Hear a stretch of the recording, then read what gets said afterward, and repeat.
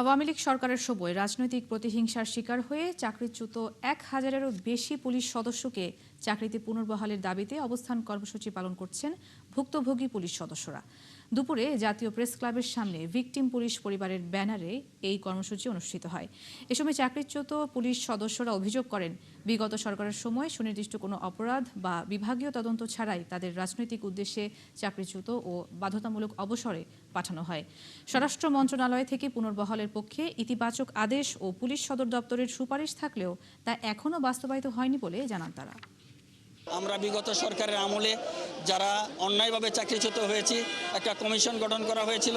সেই কমিশন স্বীকার করেছে তাদের প্রতিবেদনে যে তাদের মামলায় অনেক ত্রুটি বিচ্যুতি রয়েছে এবং সাবেক স্বরাষ্ট্রমন্ত্রী মহোদয় আমাদেরকে স্বরাষ্ট্র উপদেষ্টা মহোদয় বলছিল মানবিক বিবেচনায় বহালের জন্য একটা আদেশ দিয়েছিলেন, কিন্তু সেই আদেশটা বাস্তবায়ন করা হয় নাই। আমাদের বাংলাদেশ পুলিশ বাহিনীতে স্বৈরাচারের নীল নকশা বাস্তবায়নের অংশের আমরা তাদের এই স্বৈরাচারের রোশান হলে আমরা চাকরি হারা।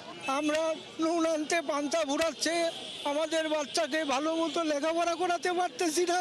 আমরা 1522 জন টোটাল, তাদের সকলকে চাকরিতে পুনর্বহাল করুক, মানবিক বিবেচনা পুনর্বহাল করুক।